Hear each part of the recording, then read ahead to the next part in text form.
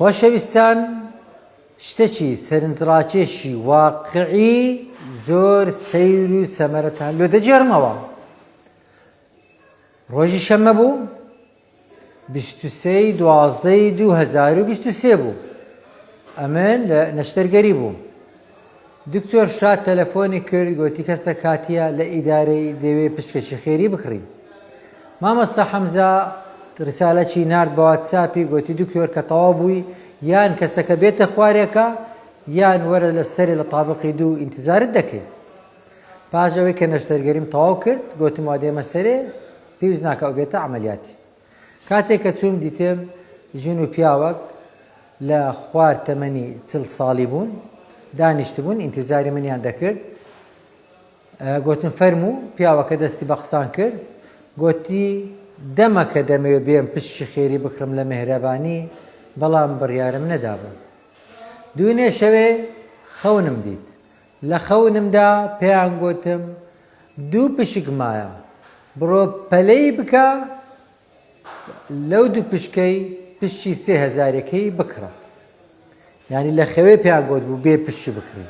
کاتێک کە هەڵسا بوو نێتی هینا بوو، لەگەر خێرزانی هاتن لە بۆ مێهرەبانی.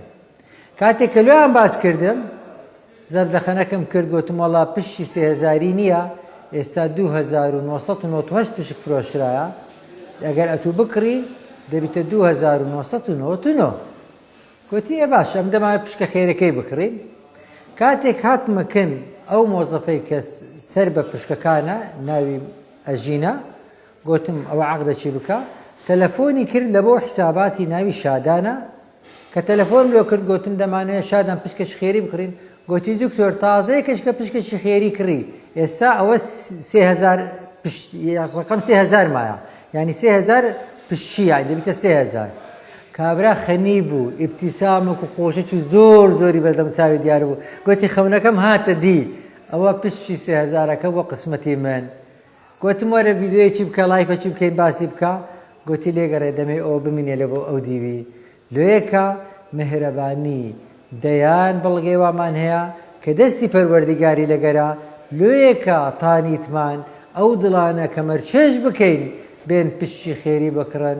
ئیدی بە زەردەخەنە و ئیبتیسام هۆڵەکەمان تابقی 2مان بەجێشت و هاتین حیسابات. پشتی 3000ەکەی بەنسیبی ئەو برایەی بوو کە لە خەون پێیان گوت بوو بێ پشتی بکڕی لە مێهرەبانی. لێ دەرێن هاتینەوە تەواو بوو، دەرێن ڕەتماندا پشتی خێریەکان لە 3000 ڕەتیدا.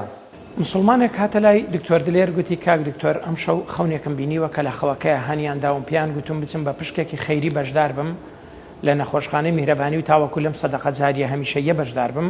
هاتە لای دکتۆر دلێر، باسی خەونەکەی خۆی کرد، گوتی بەڵام کاک دکتۆر پێیان گوتم بڕۆ ئاخرین پشک بکڕە. دکتۆر دلێر گوتی ببوورە، وەڵا تۆ ئاخرین پشکنی، بەڵکو 2 پشکمان ماوە. کاتێک کە خوشکی بەڕێزمان شادان خان پشکەکانە نووسێ و عەقدەکانە نووسێ، لەگەڵ کاک دکتۆر دلێر قسەی کرد، گوتی کاک دکتۆر پشکێکی تریشم پێشی ئەم مسلمانە فرۆشتووە، ئەم مسلمانە ئەبێتە ئاخرین پشک. یعنی بەلامانەوە مواقیفێکی جوان و خۆش بوو. کاتێک کە مسلمانێک بە جۆرێک خەونێکە بینێ و پیانوتۆ بڕۆ ئاخرین پشکی ئەم سەدەقە جاریە بکڕە. سەرەتا کە هات بڕیار وا بوو 2 پشک مابێ، بەڵام ڕێک قەدەری خۆوا بووە ئاخرین پشک و دیارە خەونەکەی لە جێ بووە و دوعاەکەی بەدی هاتووە، خوای گەورە لیان قبوڵ بکە. میهرەبانی، دڵسۆزی و لێزانی.